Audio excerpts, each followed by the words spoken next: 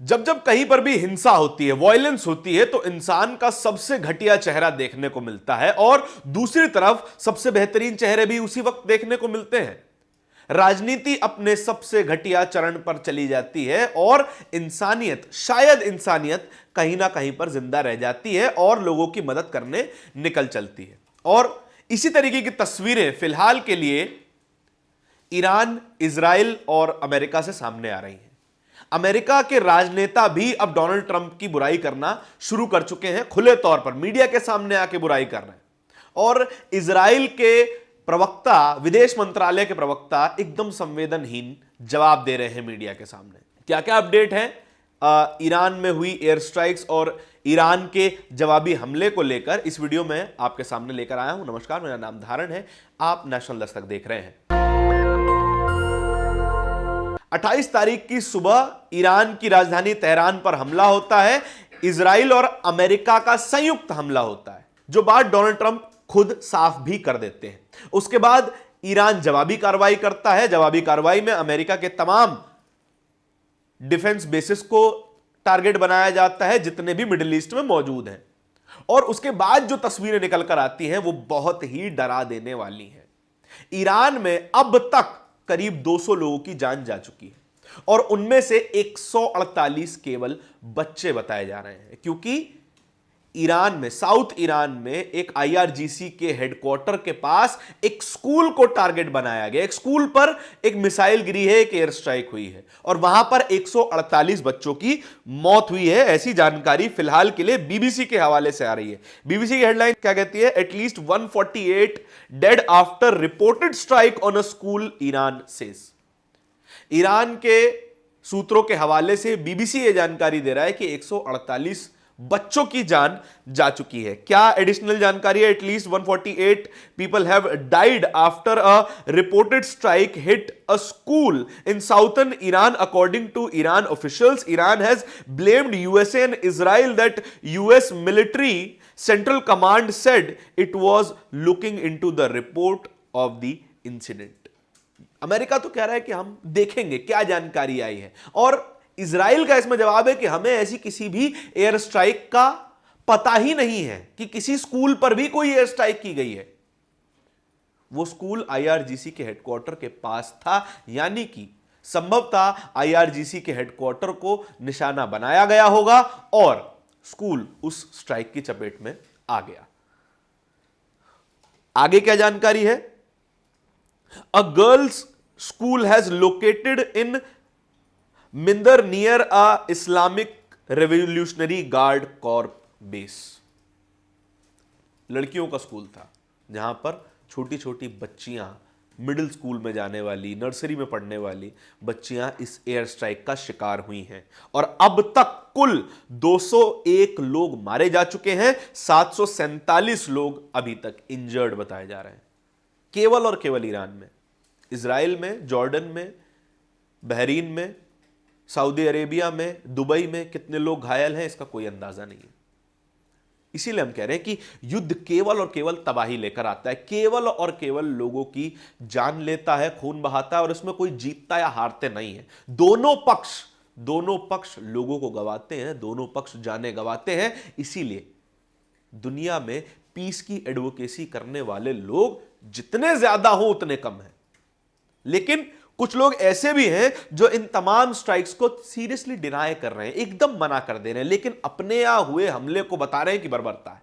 अगर आप बर्बरता ही बता रहे हैं, फिर आप उस चीज की भी जिम्मेदारी लीजिए जो आप ही की सरकार के द्वारा की गई है। इजराइल के फॉरेन मिनिस्ट्री के स्पोक्सपर्सन है मोरैन। उन्होंने क्या कहा है मिलिट्री से?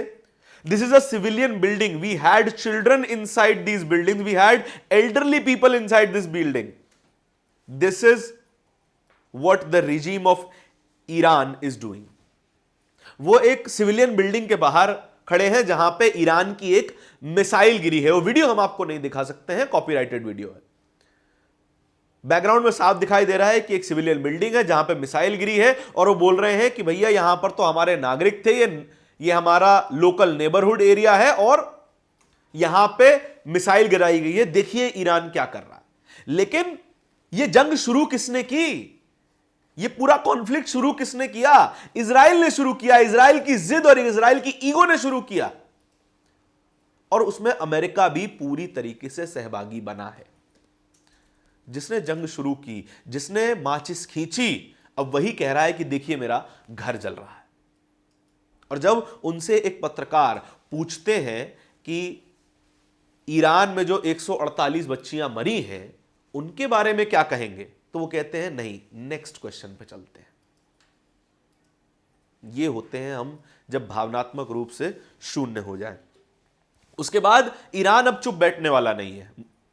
स्ट्रेट ऑफ हॉर्मुज को बंद कर दिया है, और जैक्सन नाम के एक ट्विटर यूजर ने वीडियो शेयर किया है कि स्ट्रेट ऑफ हॉर्मुज में एक ऑयल टैंकर को ईरान ने उड़ा दिया है, और यह नतीजा है कि जो भी शिप अब स्ट्रेट ऑफ हॉर्मुज को पार करने की कोशिश करेगा उसका क्या हाल किया जाएगा। भारत में भी कई लोग ऐसे हैं जो कि इस तरीके की हिंसा का समर्थन करते हैं, और वो तमाम लोग कौन हैं आप पहले से जानते हैं। लेकिन अब अमेरिका चलते हैं। अमेरिका में कमला हैरिस ने खुलकर मीडिया के सामने बयान दिया है कि डोनाल्ड ट्रंप इस वक्त जो कर रहे हैं वो पूरी तरीके से गलत है, और कमला हैरिस ये कह रही है कि अमेरिका को युद्ध के पक्ष में नहीं होना चाहिए, और डोनाल्ड ट्रंप ही अमेरिका को युद्ध में घसीट रहे हैं, युद्ध में झोंकते हुए नजर आ रहे हैं। पाकिस्तान में भी करीब 10 लोगों की मौत हुई है, जो कि कराची में यूएस काउंसलेट के ऊपर हमला करने पहुंचे थे आयतुल्लाह खामेनी की मौत के बाद। और लगातार इस तरीके की वीडियो सामने आ रही हैं जो दिल को दहला देने वाली हैं।